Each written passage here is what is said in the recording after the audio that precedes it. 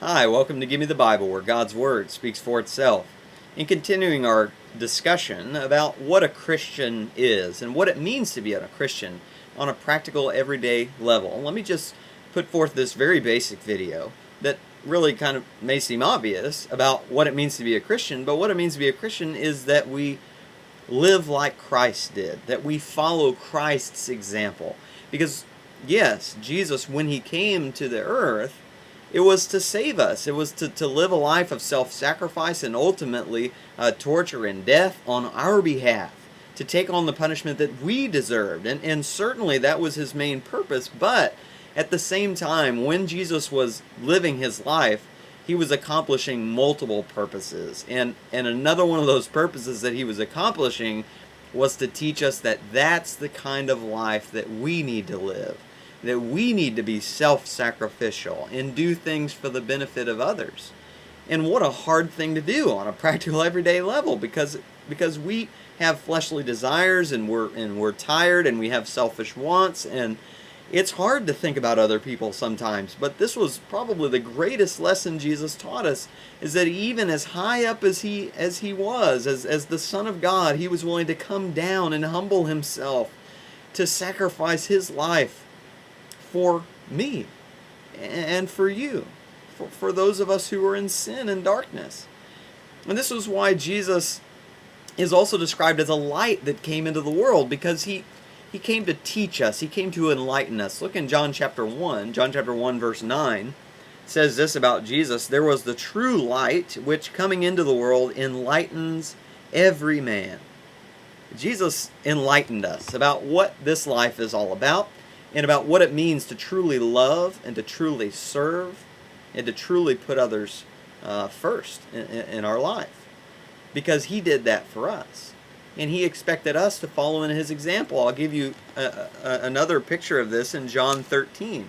John 13, here Jesus actually stoops down to wash the feet of his disciples.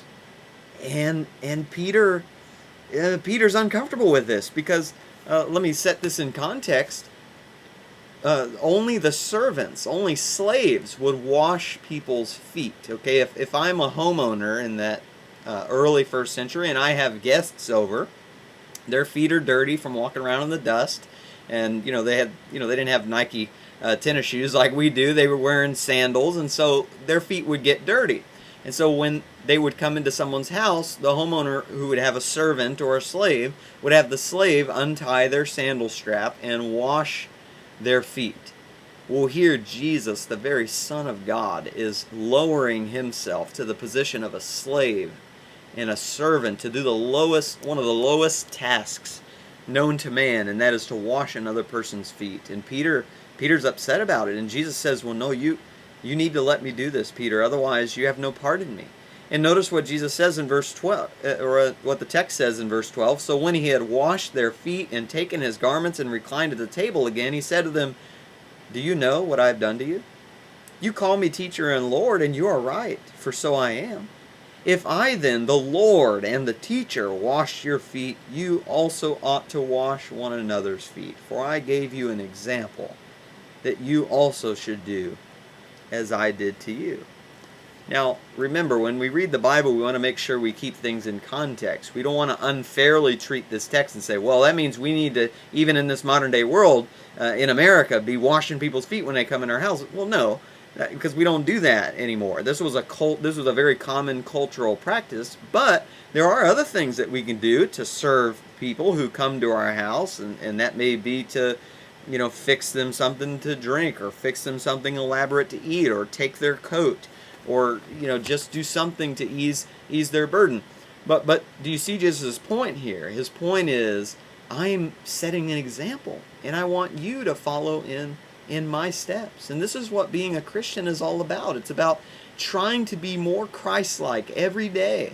And listen, that's hard. Okay, that takes effort on our part to learn who Jesus is in his word. And again, the more we read about who Jesus is here, the more we'll be able to implement the way that Jesus lived in our own lives.